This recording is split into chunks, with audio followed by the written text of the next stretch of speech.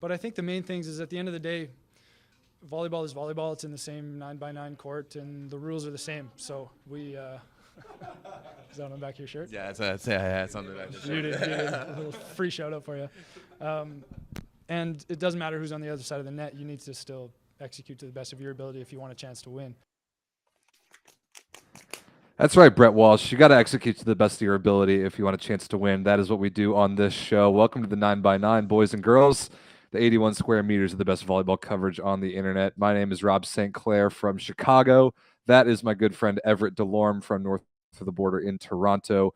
Everett, we are about halfway through pool play at the 2022 Women's World Championship, and there have been a lot of matches played. I'll definitely start there.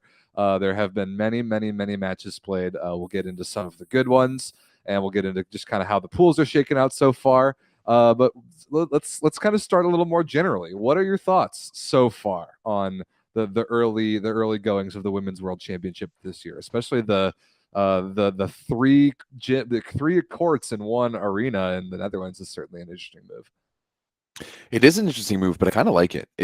This tournament feels much more like a world championship. It feels much more legitimate. Just the whole fanfare around it and everything they're doing compared to what happened in Slovenia and Poland a month ago. And I know there's different situations here that the Netherlands had much more of a chance to prepare for it. But still, it just seems like a little bit more like a world championships. And everything I'm seeing from that venue looks kind of pretty cool. I'm kind of into it.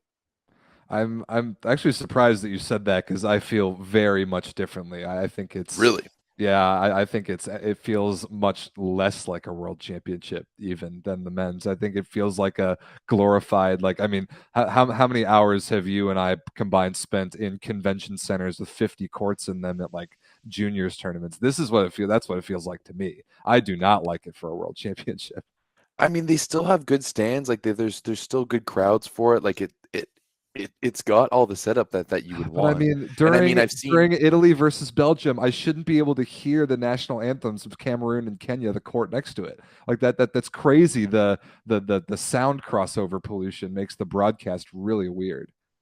I guess, but we have that in other sports. Like there's tennis that has that, and I mean gymnastics, that you've got different events going on all at the same time. So I don't really mind it as much. I think they're still doing a pretty good job. I think might be maybe a little bit better.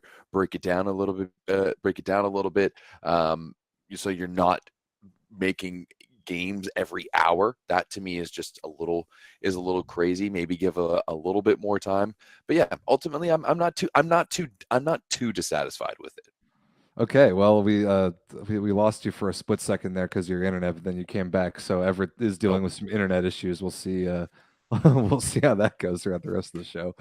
But I mean, as an attempt at a segue, I mentioned Italy versus Belgium earlier today, and that's kind of where I want to start the show. So what we're gonna do is not go chronologically like we did for the men's. We go day by day because we did like less days between shows and there were less matches per day. In this tournament, there are just way too many matches going on that I think it makes the most sense for the flow of the show to go by pool. So that's what we're going to do. And we're going to start in Pool A. And Pool A, honestly, has gone really quite as expected so far. It's the only pool where a couple of the teams have played 3 matches. Actually, almost all of them. The Netherlands and Puerto Rico, the only ones that have not yet played their 3rd match. They take on one another tomorrow. But sure enough, Italy at the top of the pool, kind of like we all expected. The Netherlands and Belgium right behind them, looking like those 3 teams will make it out of the pool pretty easily. And then exactly like we talked about on the preview show, one of those 3 remaining teams, Kenya, Puerto Rico, or Cameroon, is going to get out of this pool, and they're probably not going to deserve it, but it is what it is. So the matches in this pool that have happened so far, I mean, there really hasn't been much that's been good. The Netherlands destroyed Kenya in like a ceremonial kind of opening match on day 1. I did want to bring up that Italy beat Puerto Rico 3-0, but 2 of the sets went to extra points, and that's only because Italy played most of the bench the entire time. But the match I definitely do want to talk about, Everett, is the one from today. Italy versus Belgium was the first like legitimately competitive match among good teams we've had in this pool. And while I would argue that a lot of this tournament has been pretty boring so far, and a lot of the matches you could summarize in reading about them for 30 seconds, this one was anything but. This one had a little bit of everything. This one was a back and forth. It was a battle through and through. There and it had two distinct halves. There was one point and I was like, "Oh my goodness, Belgium's about to go 2-0 or up 2-1 on Italy. They're looking good here. They're dominating. Like, is this going to be?" And we talked about it a little bit in last week's show that Italy does have that potential to kind of turn off. And I said I wouldn't be surprised if they lost a match to one of these teams in this pool. And I was feeling like a genius at that point. And I was like, "Look at this. Here we go. Look at me go." I'm making all the calls, but then it just changed in an instant. Everything changed, and we went from seeing Belgium being dominant on the precipice of upsetting Italy to them just being complete shells of themselves and completely disappearing. I mean, and like, if it wasn't like they made a comeback in the second, too, won the first, made a comeback in the second, pushed it to extras, had Italy on the ropes, like up 24-20, multiple match points, and they just froze. Like that. Sure, Italy turned it on, but at the end of the day, to me, like, Belgium just froze. Yeah, this match is all about Belgium to me. So before we get into it more, Italy wins the match 3-1, 21-25. Belgium took the first. Italy survives the second, 30-28. They come back and win 29-27 in the third, and then the fourth, 25-9. Single digits for Belgium in the fourth. That is not a good look. I don't care who you're playing or what tournament it is. And There was oh my goodness. Sorry, there was a moment. So at the end of that, in between that 24-20 and moving to the Italy win there in the third, there was a lot of balls that went to Britt Herbots, and she didn't make it happen. And whenever it went to anyone else, there's other things. Right after Italy took that third set, Herbots grabbed her team, and to be honest, I think it was a mishandled moment by Herbots. She looked frustrated. She looked upset. Her teammates looked shell-shocked. You couldn't really hear what she was saying, but it didn't look positive. It didn't look uplifting. It looked more along the lines of, "Hey, we need to get this. Like, we need to not mess up in moments like that." And it really showed as Belgium. It was a 7-1 run for Italy to start the fourth, and they never looked back. Like, it was a shell of a Belgium team in that fourth set. Yeah, and you're right. It was a tale of kind of two halves of the match because, like you said, Belgium took the first. They were looking pretty good. Italy was looking just a little bit sleepy, just like you said might be possible on the show last week. And then Italy seems to right the ship. They go up 24-19 in the second, but then Belgium storms all the way back, and that was kind of crazy, including an ace serve by Britt Herbots at 23-24 down to tie it. And then there was that play. I can't remember exactly what the score was, but Belgium thought that a ball was down on their set point that was not, and they thought they had won the set, and the play was allowed to continue, and Italy won the point. Italy ended up taking the set, and that was the beginning of the mental break a little bit. But where it was really bad was Belgium being up 24-19 in the third and letting that one slip away. That was very, very tough to watch, and we've talked about it all summer. We feel bad for Belgium, the injustice that was done to them by being relegated from VNL despite not finishing in last.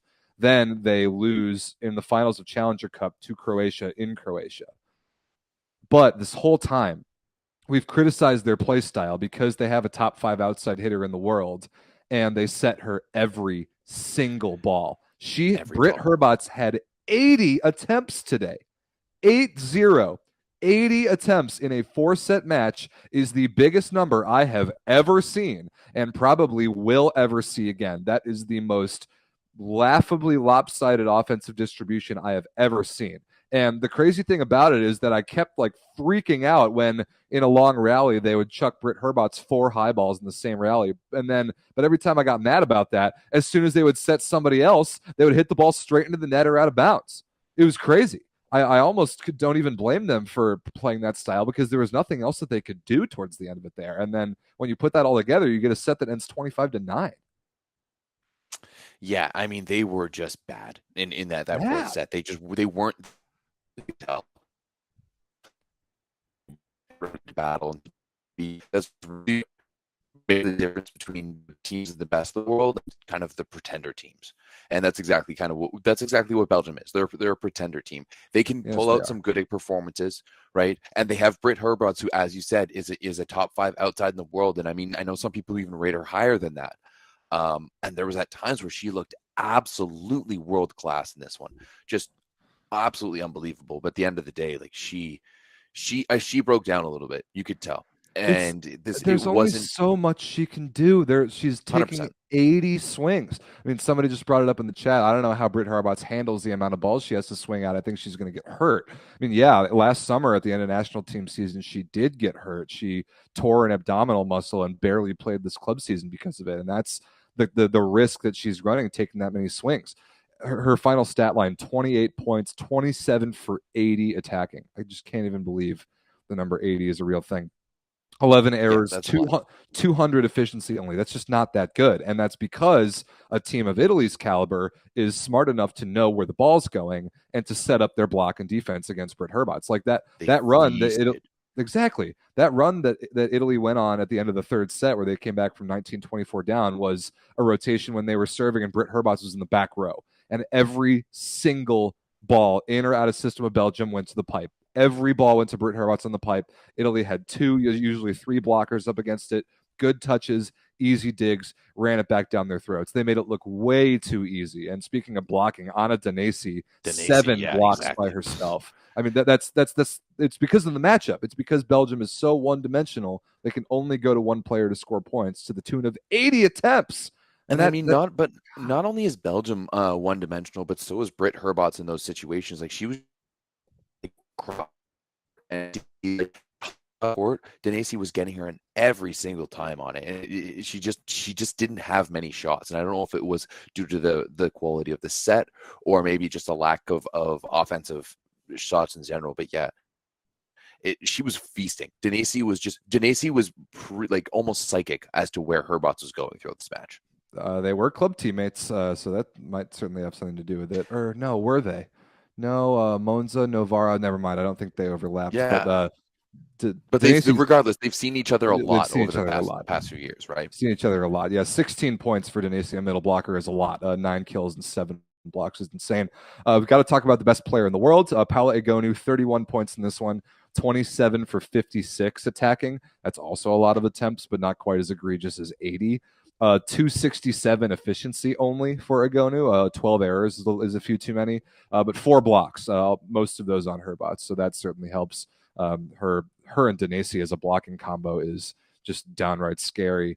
And yeah, Italy they were looking like they were sleepwalking a little bit here. They turned it on at the right time. They really just put their foot on Belgium's throats in that one particular matchup that they could exploit. And then you wind up with a 4-set score of 25-9. And that's the only set that Italy's dropped in the tournament so far is that very first set of the match today. Yeah. Sorry, excuse me. As for Egonu, I mean, I think that this is like what we're going to see from her. She doesn't need to turn on the jets just yet. You know, she can casually score 31 without really needing to try with still making a boatload of errors. She doesn't really need to dial it in. But Italy as a team, I think, they're playing at times. They're looking really good. At times, they're looking a little sketchy. And I mean, I know they haven't played as many. This team isn't many. Just go and they're going to do some more sitting against Kenya and Cameroon. But ultimately, like I'm liking the early goings of this Italian team. I'm very interested to see how they progress throughout the tournament. Yeah, I think that's a good point. Egonu doesn't have to be her greatest yet. And actually, when it was required at certain points in this match, she and her entire team were able to turn it on. I think that kind of is a good sign because, like we said in the show last week, this tournament is a marathon, not a sprint like the men's tournament. You got to approach it totally differently. So, anything else about that match before we move on to kind of look at the rest of the pool? I'll take Everett's static freeziness as a no and kind of look at this a little bit more. Yeah, no, that's buddy, it. Sorry, your internet's in and out. Sorry. No, not your fault. You said they were messing around with the internet in Toronto, so is what it is. Let's take a look at what else is going on the rest of this week in this pool. I actually should be able to put this on the screen. Let's see if we have that sort of technology. Oh, we do. There we go. Hey, cool. Look at that. All right, so up to that point, there's the matches that were today. By the way, we were listening to this Cameroon versus Kenya, the battle for Africa, earlier. That was kind of overlapping with Italy, Belgium a little bit, and in the Discord, I called it the cookie game because both of these teams are thanks for participating tier, and all the winner will receive is a cookie. So congratulations to Kenya on their cookie. The rest was. I do agree it was the cookie game. However, it was one of the most entertaining games I've watched so far. I can't believe you watched that match. Credit to you for doing that. It was. I thought it was. As I said, it was pretty entertaining. I mean, I'm entertaining to the part that I did fall asleep a little bit through it.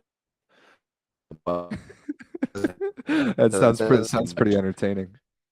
Yeah, it was sort of watching teams kind of like that go at each other. It was you could tell there's a lot on the line for them. Awesome. So coming up next in this pool, we've got the Netherlands taking on Puerto Rico tomorrow. Yeah, tomorrow. Italy, Kenya, don't bother. Puerto Rico, Cameroon. That might decide who gets fourth, but honestly, don't bother that much. Then we get to some good stuff. The Netherlands versus Belgium, a battle of those neighbors in the Netherlands will be pretty fun. That's on Friday. And then skipping ahead to Sunday, we got the Netherlands versus Italy. So those are really the only two big remaining matches in this pool, in my opinion. So Netherlands versus Belgium, Netherlands versus Italy will be good. All three of those teams, Italy, the Netherlands, and Belgium, are going to make it out of this pool. I think everyone is on the same page about that. Yep. And as we talked about it last week, it doesn't really matter if you finish first or fourth, right? Because you're going to be playing the exact same set of teams in the next round. All it really does is, I guess it does get you points for the round after that, but still. Yeah, interesting here. But yeah, those three teams move on. I think Puerto Rico is going to move on. I think they're better than both Kenya and Cameroon. I think they are too, but we haven't really seen anything yet to tell us exactly what Puerto Rico is, so we'll find out the next couple days. Let's move on, Everett, to the pool of death. This is the one pool that I think has been the most competitive all the way around, with the exception of Korea. I'm talking about Pool B. We've got the Dominican Republic, who has yet to drop a set. They're looking good so far, 6-0 in sets, but they haven't played anybody good yet. They did have a nice win, 3-0 versus Croatia today. Right behind them is Poland. Since this pool moved, for some reason they forced they forced Poland, who's co-hosting the tournament, to play a match in the Netherlands before bringing the pool back to Poland. Poland looks great so far. We'll talk about their match today in a minute. And then right there in the middle, Everett, you called it, dude. I thought that Turkey was going to 3-0 Thailand, but sure enough, in a rematch of VNL, the first round of VNL finals, Thailand shocks the world, and probably the only meaningful upset in the tournament so far. Thailand beats Turkey in 5. Everett, I will give you your soapbox to brag about calling this on last week's show. I mean, to me, it was just kind of obvious. I think Turkey has the tendency to choke from time to time, and it was either they were going to prove me right or they're going to prove me severely wrong, right?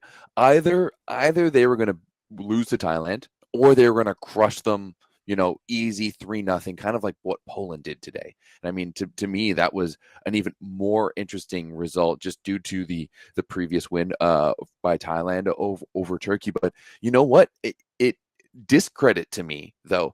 I said that if you had a player like Balladine on the left side who's going to throw down a casual, like a good amount of points, like a good amount of double digits, get into the double digits,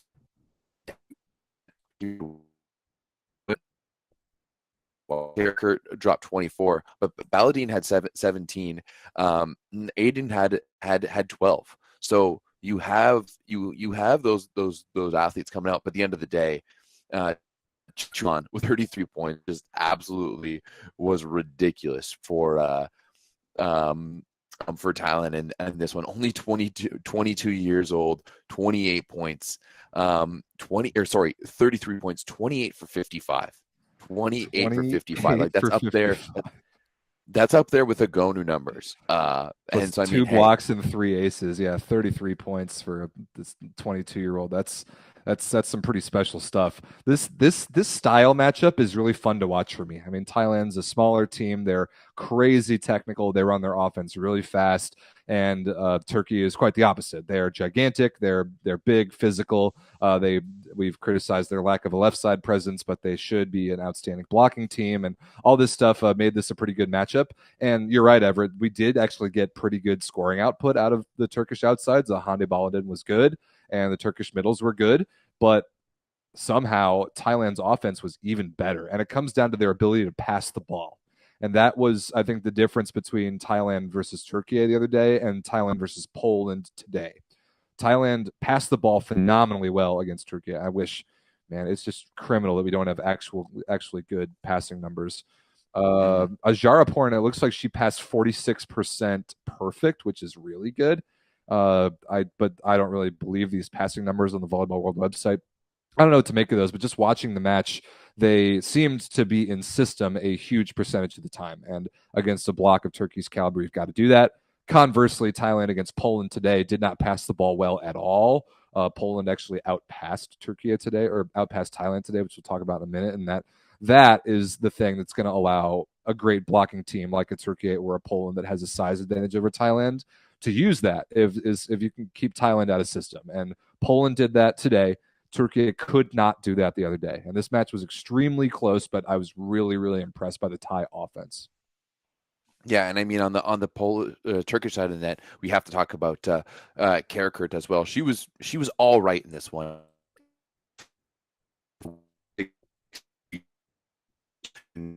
That efficiency is probably floating more around 300 after that. So an all right job. It seemed like in this one, and it was the first match of the tournament. It was on early in the morning. I've watched clips. I watched the highlights and watched a few sets of it.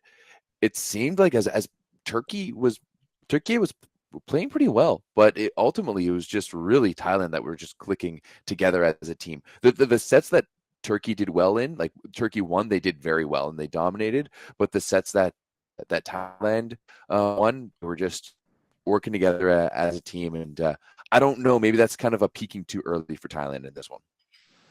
Yeah, there might be something to that, and then Poland certainly figured him out later on in the tournament. But we've got some questions in the chat, like why does the Turkish team choke? Why is this team not good in clutch situations? And I don't really know the answer to that. I think part of it is that their offense becomes predictable because they don't, even though I think their left sides played better offensively this match, they still don't have that level of trust in them to go in key offensive moments to anybody but Karakurt. I think that definitely hurts them. And we got to remember this Turkish women's team is still kind of new to being like a world championship 100%. contender. They're still learning how all this works. So winning is a learning curve, and winning in a fifth set and when it's tight is definitely a learning curve, and they're not quite there yet. It's why I definitely would not pick them to win the tournament. I would actually be surprised if Turkey medaled, even though they might have the talent to do so. They're a couple of years away from being at that clutch level where I really trust them in late game situations.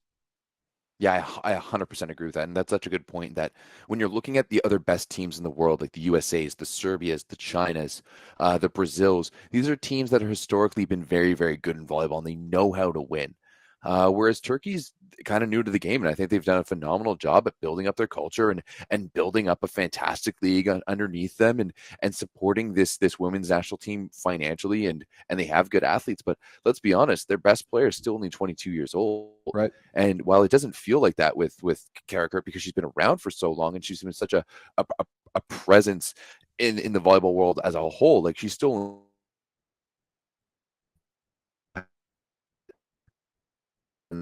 Turkey.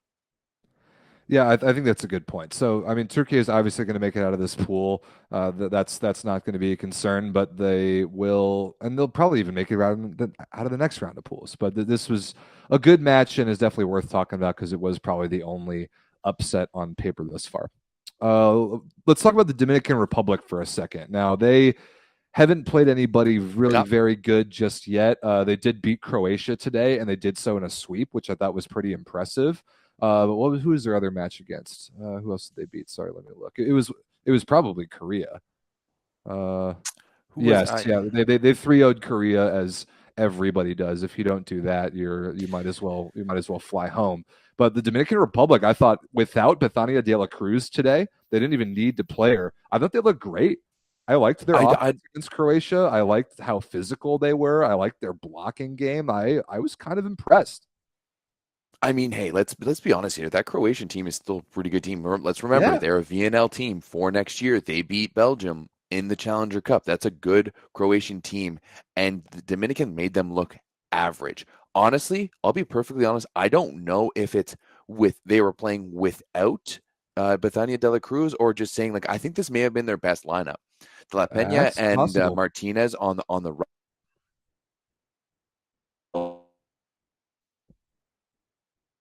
Is an absolute monster. I know she used to be their opposite, but they have Gonzalez there now on the opposite, the lefty.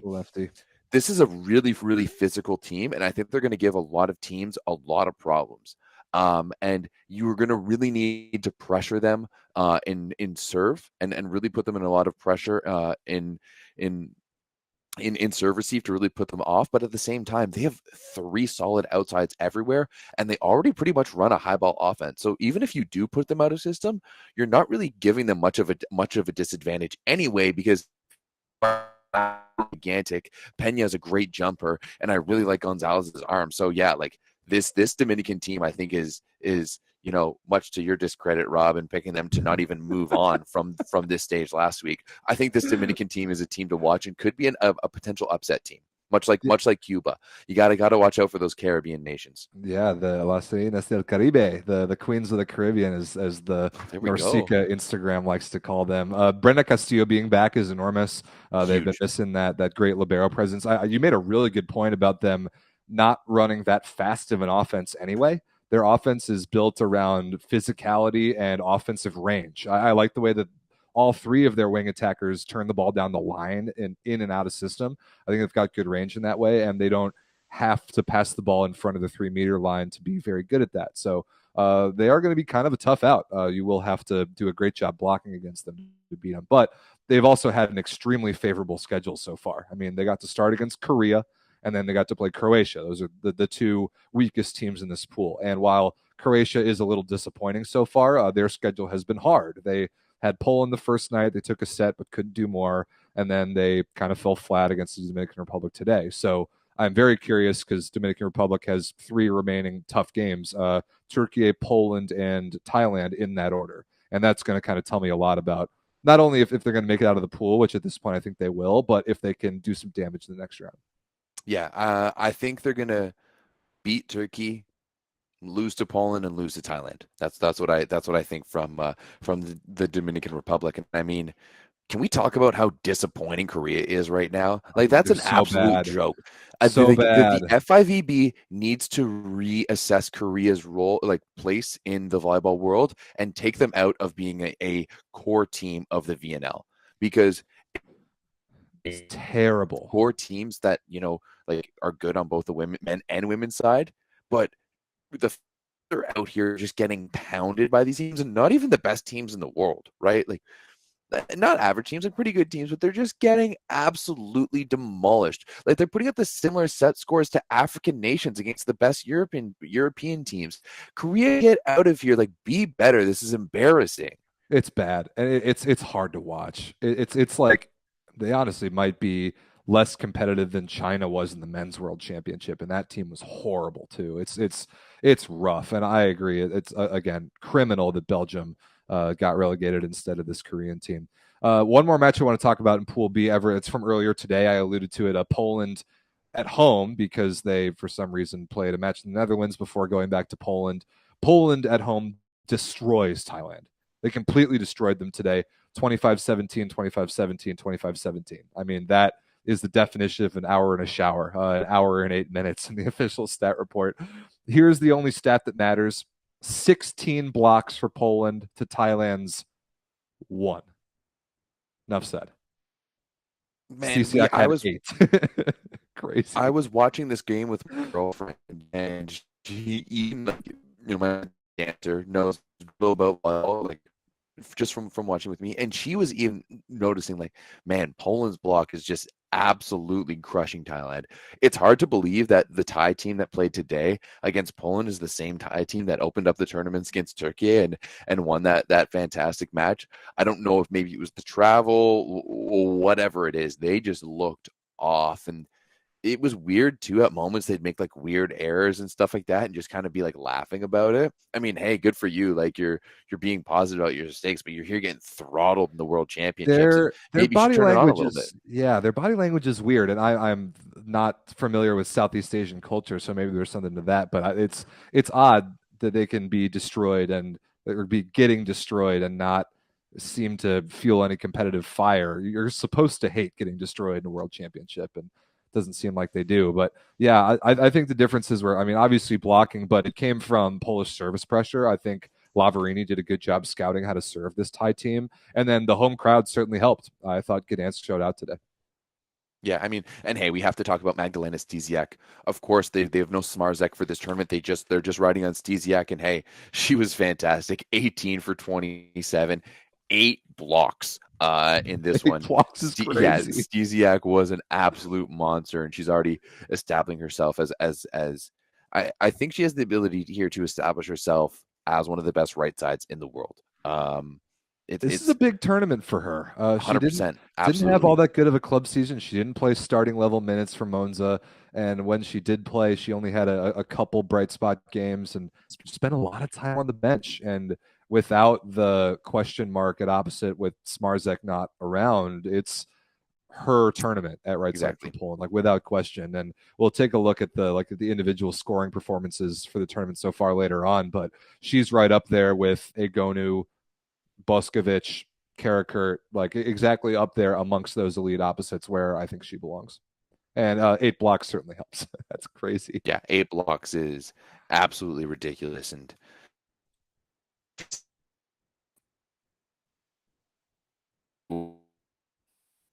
I lost you a little bit there, Everett, but we'll jump on the upcoming matches for this pool before we move on. Here's what we've already seen so far. Let's see. Coming up tomorrow, Wednesday the 28th, Thailand versus Croatia could be pretty competitive. That might be the match that will decide 4th place in the pool, maybe. If Croatia, I 100% think it will. Yeah. If Croatia has a chance, they've got to beat either Thailand or Turkey, and I think Thailand's the better matchup for them. So that match will be good. Turkey versus Dominican Republic could be very, very good, and then Poland versus. I think that will be one of the most competitive matches we've seen so far. Could right? definitely I think that could be a really good one. Both really physical teams too. It's going to be a slugfest. I'm looking forward to that. Poland versus Korea. Don't bother. Save yourself an hour. Don't bother watching that. Thursday, Korea versus Thailand. Same thing. Don't bother. Turkey versus Croatia. Good match. Poland versus Dominican Republic. Good match. I mean, there's 5 like good or at least competitive teams in this pool. It's any match that doesn't involve Korea is very much worth watching. I mean, I'm not wrong about that. Of course, you're not wrong. Absolutely not wrong. Nope. This is the beauty of Volleyball Source, Everett. This isn't like an official Volleyball World production, that God forbid, because their YouTube channel got hacked the other day. But we're allowed to acknowledge the fact that some teams are terrible, and Korea's terrible. Korea is terrible. I thought they were bad, and I'm still disappointed at how bad they actually are. Yeah, I mean, I think you made the point on last week's show. Like, they're still like a good volleyball country and a good volleyball system, and I agreed with you, but they put on just a pitiful. I'm doubting myself right now. Awful. Anyway, last but not least, on Saturday we get Dominican Republic versus Thailand, and then Poland versus Turkey. A huge rivalry game there, like kind of primetime game on Saturday afternoon if you're in North America. So that one's going to be fun. Anything else about Pool B, the pool of death, before we move on? Well, actually, who other than Korea, who doesn't make it out of this pool? Croatia. Okay. Exactly cool. I called that a week ago, and I'm still on that tip so far, like so hard. Like at the end of the day, even if Croatia does beat Thailand, right? Thailand's going to beat Korea, and they're still going to be in a pool in a tie there, right? And you're going to tell me that maybe I think Thailand can get another win in this pool, and like a loss somewhere. So do the disadvantage of having lost or won that one in five. But yeah, I think Thailand's going to beat Croatia, and I don't think Croatia's going to move on. Like, especially today, like Fabrice with only 11 points, you had 4 Dominican hitters who hit better than her. No, I don't think Croatia has what it takes to play at this level long term. I think that they certainly don't yet, but other than the Korea match, I think they're gonna win one more in this pool, and it very well may be Thailand tomorrow. So I'm actually gonna Okay. pick Croatia to survive and Thailand to miss it because of the win in 5 and the 3-set like crushing loss today. I mean, the standings aren't in their favor unless they win at least one more match. So we'll see. But this pool has been really competitive. It's been fun to watch, and like I said, any of these matches coming up that don't involve Korea are going to be very much worth watching. Shall I move on to our pool, Everett? The pool where both your and my countries are, Pool C. And fortunately for me, I will open the floor to you, Everett, by saying that I do not have to sing your national anthem on this week's show because the United States destroyed Canada 3-0 the other day. Pretty competitive at times. But yeah, it was pretty dominant. I won't lie, you guys are looking fantastic right now, as to be expected. And despite the 0-2 and 0-6 record in sets by Team Canada, I'm actually not too displeased with how they're playing. I think they're actually playing pretty good. They've been able to keep up and been competitive in both the matches that they've played so far. And to me, the tournament starts now. The next 3 matches are the ones we need to win to be able to move on. These 2 were just 2 warm-ups. You know, we get the monkey off the tournament favorites right away. You're going to get your licks in, and it's time to run a bit. So overall, not too displeased by my Canadian team so far. Yeah, I mean they had to play 2 medal favorites immediately to start the tournament. That's a very tough break, and I agree with you. The tournament definitely starts now. Before we move off that USA Canada match, man, I wish I'd done the math on our offensive efficiency overall. It was sky high, like about 400 as a team for the US, which for the women's game is off the charts. 8 blocks, 7 aces. Ali Franti looks really, really good. I like what I've seen from the US so far. I mean, we beat Canada 3-0. We destroyed Kazakhstan 3-0.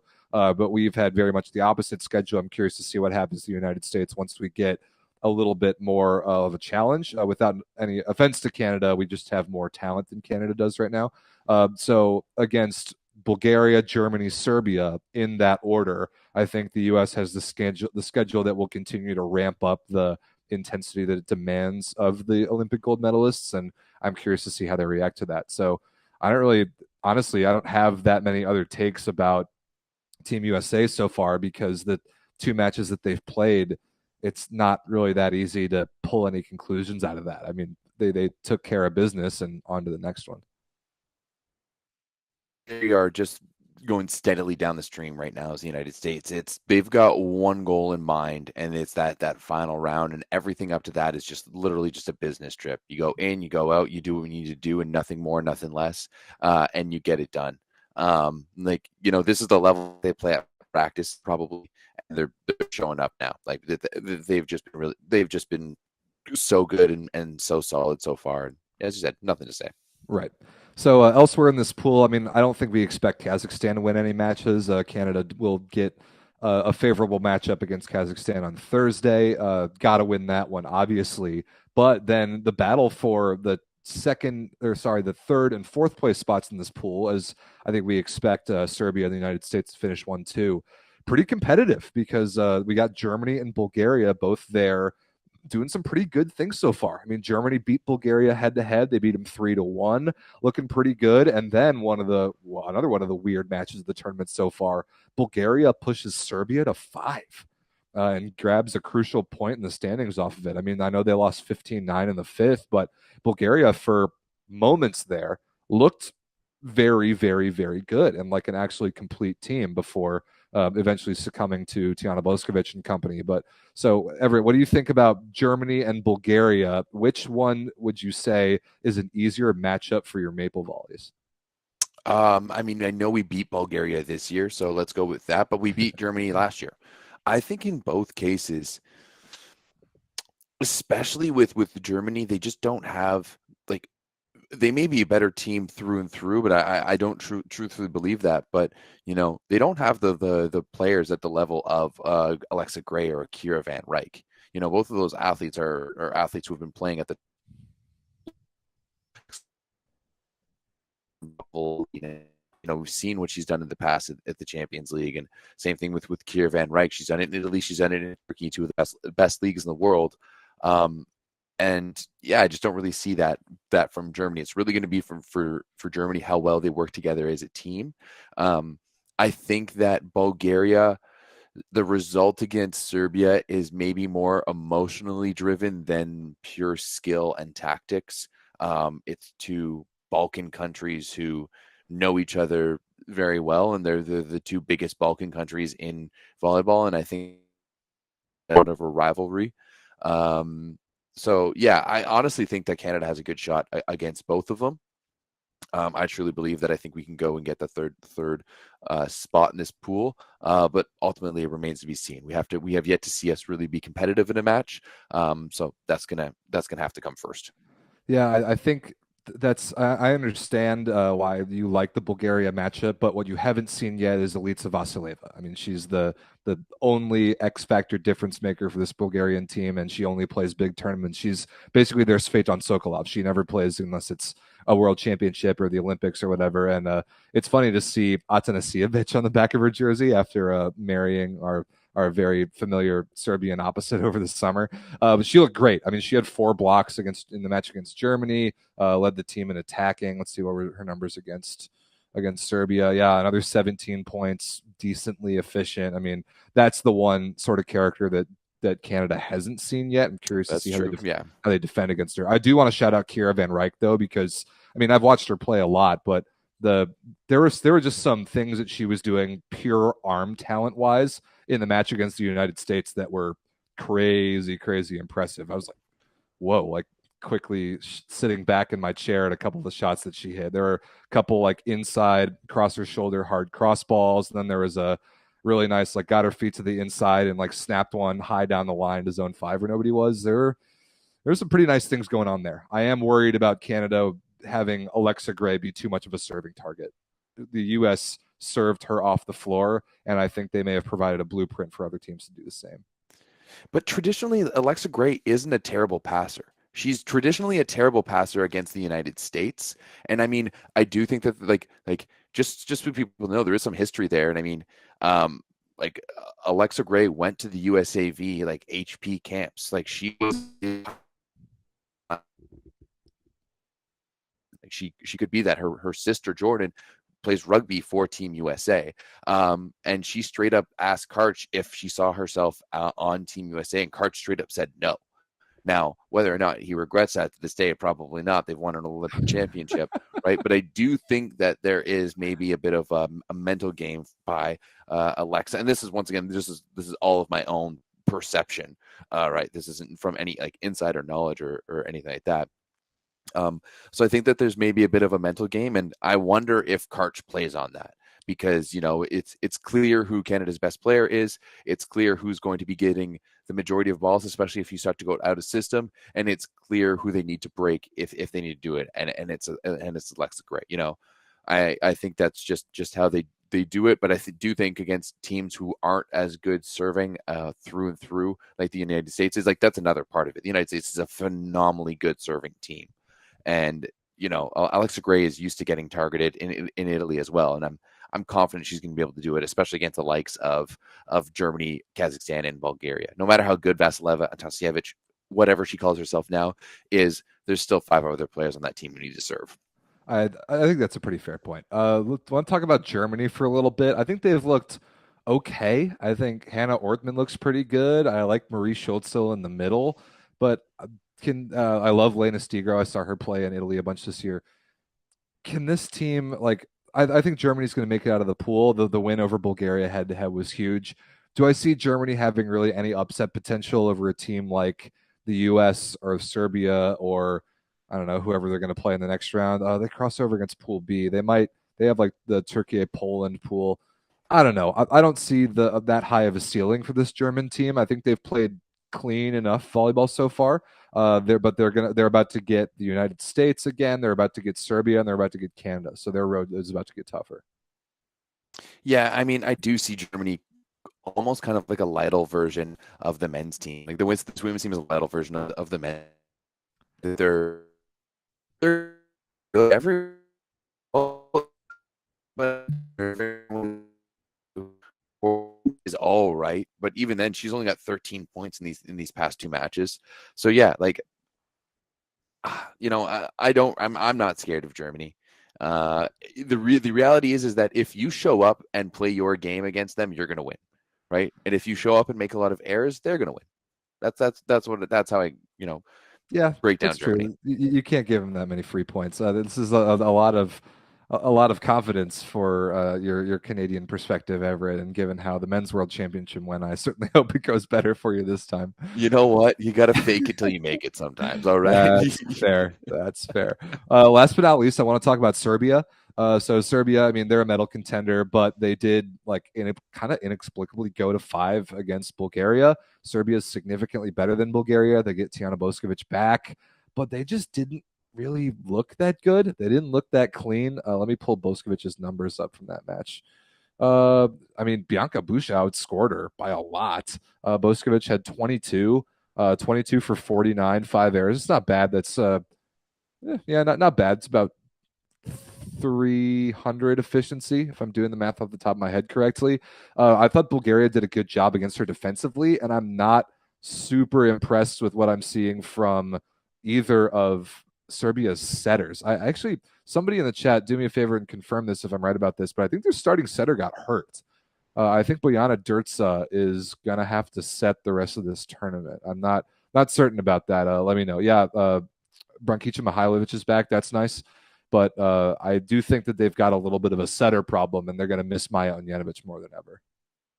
Yeah, I mean, hey, I still think Maja Ojanovic is world class, one of the best setters in the world. So she's awesome, but she's not on the roster. Yeah, the fact that she's not a huge blow to the Serbian team, and kind of makes me question if they have what it takes to win. But at the end of the day, I do think that this Serbian team is a little bit like Italy and a little bit like the Frenchmen in the sense that they are extremely talented, supremely talented, and they have the ability to switch it on, and may have the tendency to fall asleep at times. And I think that's maybe a little bit what we saw against Bulgaria. Yeah, fair enough. I just think that of the elite opposites in the game, and I've had this take for a little while. I've gotten some heat for this, but I'm going to stand by it. Of the elite opposites in the game, and I'm talking Egonu, Hack, Boskovic. Like I think that those 3 are in a class above the rest, and I would argue that Egonu is in a class above those other 2. But I think that Boskovic, of those 3 great opposites, is the most defendable. It doesn't mean that you can stop her, but it means that it's more tactically possible to set up a block and defense against Boskovic than it is to set up a block and defense against Hack or Egonu. And Hack's not in this tournament, but Egonu is, and she will make blockers and defenses look invisible because of her contact point and her angles. Boskovic is high, hard, deep, mostly deep cross court all the time. And I've said it before, I'll say it again. The way that the United States played Serbia in the Olympic semifinal last year wrote the book on defending against Tijana Boskovic, and I really think that other teams have started to figure that out. Now, Serbia has helped themselves by giving themselves a better supporting cast around her than they had last year at the Olympics. I think their outside hitter level is significantly better than it was a year ago, but I still think that of those 3 great opposites, 2 of which are in this tournament, Boskovic is the easiest to defend against. And I think that teams will get their coaching matchups and understand the Serbian matchup and how to set up against it a little bit better and more effectively than playing against Egonu, for example. I also think that she's a little bit of a defensive liability. And I mean, she's played, 8 sets this tournament and still has no blocks so far? Like, that's not great numbers out there for someone who's played every single point for their nation. So yeah, I think you're exactly right that she is probably the most defendable, but at the same time, I think that she does have the ability to turn it on and be absolutely lethal at times. But yeah, you're definitely right. I think she's the most defendable. But at the end of the day, if you do have Busa showing up, you have Malhala Halovic, who's going to be able to be there to take a little bit of the load off. I think you're right. It's really going to come down to how well Dursa is able to set this team now. Yeah, Serbia's still obviously a medal favorite, medal contender. I still think they're going to see the United States in the semifinals, and one of those teams is probably going to very well may win this entire tournament. So Serbia versus USA later on in pools will be fun, but it certainly won't be the meaningful of the matchups that those two probably play in this tournament. Speaking of the schedule for the rest of the way in Pool C, there's actually a little bit of a travel break right now. So we had matches yesterday. Nothing today, nothing tomorrow, but matches on Thursday because this is another one of those weird pools that started in the Netherlands and now is going to Poland. So Thursday, we get Canada versus Kazakhstan, 7 a.m. Eastern. That's a must win for Canada, of course. Serbia versus Germany could be okay. United States versus Bulgaria could be okay, honestly. Then Friday, Serbia, Kazakhstan, don't bother. Bulgaria, Canada, huge one for both of those teams. USA versus Germany. And then Saturday, Bulgaria versus Kazakhstan, Germany versus Canada, and then the probable semifinal preview of United States versus Serbia. So I think it's pretty clear to say that this one and Pool B are the most balanced, competitive top to bottom, and will produce the best matches in this first round of pools. 100% without a doubt. I mean, I think, hey, that last day on October 1st is going to be a good one with the Germany-Canada game at 9 a.m. And then the USA-Serbia game to follow. I mean, it'll be 10 a.m. and 1 p.m. for us on the East, in the Eastern time zone. The times that you're seeing right here are my times. I'm in Chicago. That's Central Time. So if you're on the East Coast, add an hour to these, or if you're on the West Coast, subtract 2 hours from these. Yeah, exactly. And if you're in the middle of the country, in between those two things, you don't really matter. No, I'm completely joking. There's too many people from those provinces and states who are going to take that really offensively. Alberta, I'm looking at you specifically. Get in the chat, our Alberta friends, and let Everett know how wrong he is. All right, let's move on to the last pool. The pool that's been just complete chalk so far. Absolutely nothing interesting here in Pool D. Brazil did drop one set to the Czech Republic. That is literally the only item of news I have in this pool. I mean, there's such a separation after Brazil, China, Japan, then Czech Republic, Argentina, Colombia. I think we expected a little bit better out of Colombia. They have not looked good so far, but a big one in this pool is Japan versus China head-to-head tomorrow morning. Huge match there. Yeah, I think so too. And I think it's really going to be indicative of kind of where things are going. Like, it seems like these are two teams who are trending in opposite directions right now. And China's been historically one of the best teams for a long time. And I just haven't really seen it from them. It's been really, really good at times. But ultimately, like, I'm going to give advantage Japan because this is an early tournament match. And we all know that Japan is way better in the early goings of an event than later on. So, yeah, I'm giving advantage to Japan on this one tomorrow morning. Okay, fair point. I mean, but both of those teams, China and Japan, haven't played anybody good yet. China beat Argentina and Colombia. Japan beat Czech Republic and Colombia. Li Yingying looks pretty good. She might be the new primary scorer for China, but they still don't have Zhu Ting. That's still obviously going to put a ceiling on their hopes at maybe a medal. But I think that Japan versus China head-to-head is going to be fun and could be a passing of the torch as far as like prominent East Asian teams go. We've still got to talk about Brazil. I still think they're the favorite to win this pool. Who do they have coming up? They have Colombia tomorrow, then Japan on Friday, and China on Saturday. So still plenty of good matches to come up for Brazil. Gabi looks awesome so far. No surprise there. And honestly, I have nothing more to say about this pool. I'll be honest with all of you. I have yet to watch a match in this pool. The matchups have not been good on paper, and they have not been good on the score sheets after the fact either. Yeah, I mean, I tend to agree with you. Ultimately, like, I don't think China or Japan are even medal threats in my eyes. No way. If either of them gets to the semifinals, which I think is a huge stretch, like maybe even getting to I think getting to the quarterfinals for both of them will be will be something good. I think they both do it, considering it's 16 teams that make it to the court. Sorry, still 18 that make Oh, it it's to the only quarters, 8. but still, But yeah. yeah, I think one or both can make the round of 8, but whichever one that is almost definitely going to play Italy in that first round, then they're going to lose. And so, I mean, like we talked about last week, the way that that's so second round of pools like stay on opposite sides of the bracket the whole time, we kind of already know that one semifinal is going to be Serbia versus the United States, and the other semifinal is going to be Italy versus Brazil. And if something other than that happens, it would be downright crazy. But Japan and China both could do themselves some serious favors in avoiding that hard first round matchup if either of them can beat Brazil in pools. And so I think there's kind of a lot of stakes on those matches coming up the next couple of days. Yep, absolutely. And I mean, I don't see it from China, but maybe Brazil or maybe Japan. Maybe Japan could take down Brazil. The credit to you for for at least seeing the possibility of that. I do not. I think that Brazil I is said clearly. maybe over here. You know, Yeah, you saw the I'm, potential. I'm not. I'm not giving it the stamp of the approval for sure. All right, so let's look at the schedule for the rest of Pool D, and hopefully this pool gets a little bit better. Tomorrow, September 28th, yeah, China versus Japan, 8:15 a.m. Eastern. Good one there. That's probably the best singular match the rest of this pool. Brazil take care of Colombia, no problem. Argentina, Czech Republic could be a battle for fourth. Then on, let's see, is there a travel break in there too? No, just a random day off for no reason on Thursday. So Friday, Brazil versus Japan could be pretty good. Saturday, Brazil versus China could be pretty good. And this is one of the only pools that's playing anything on Sunday. Just cleaning up with Japan and Argentina on this Sunday, October 2nd. Yeah, I really don't see anything much that'll like is gonna make me No. jump off my seat to want to watch in there.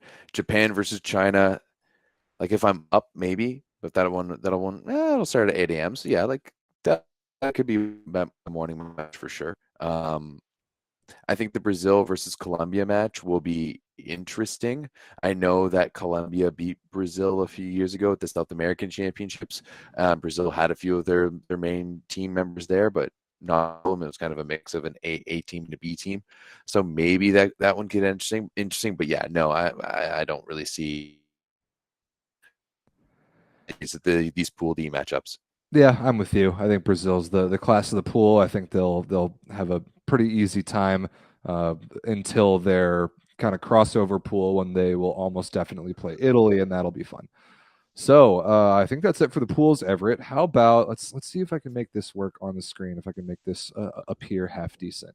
Trying to pull up the individual scoring leaders so far. All right, that's cut off a little bit. How about that? That look okay?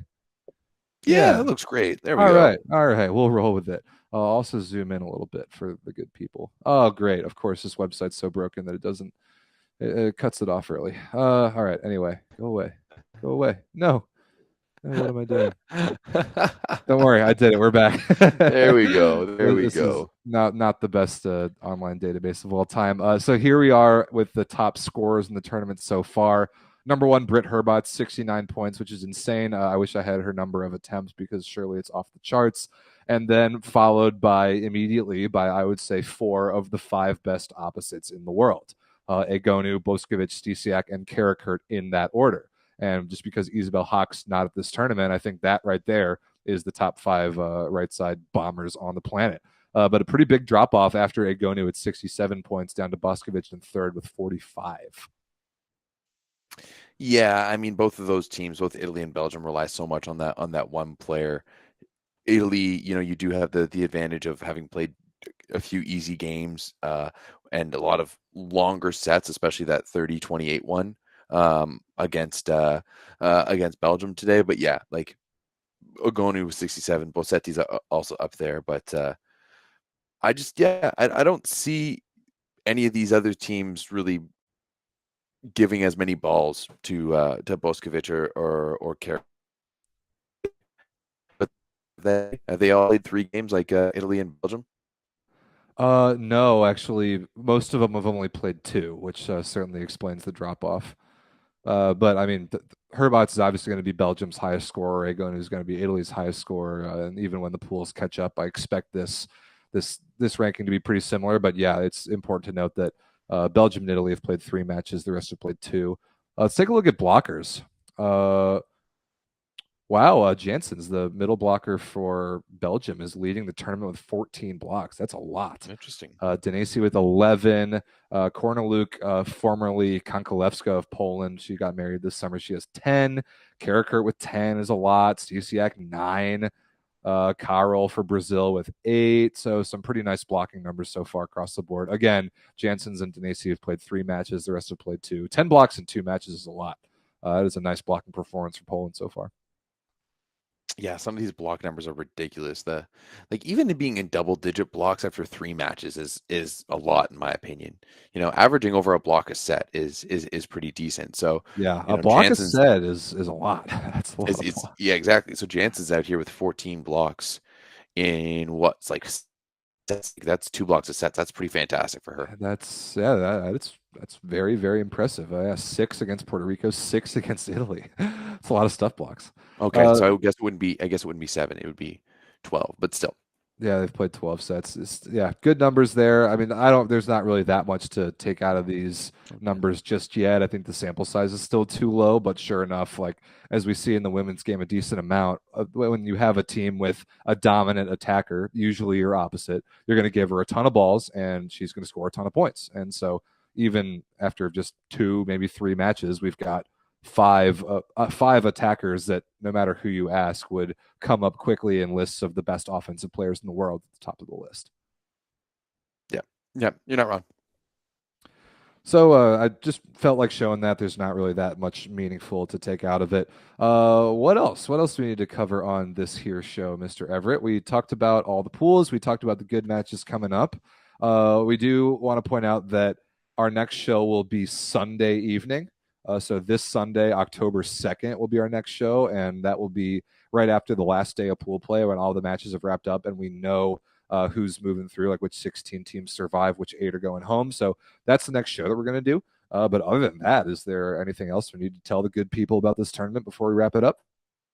No, I think that's about it. I think we've covered everything. There's so much volleyball to be played in this tournament that we've said it before. This one's a marathon, not a sprint. So I feel like we're just really getting going now. The first few matches of the tournament have all been up to chalk. We've had like 1 upset. Everything else is like, you could have done it in a video game, and this is probably exactly what would have happened.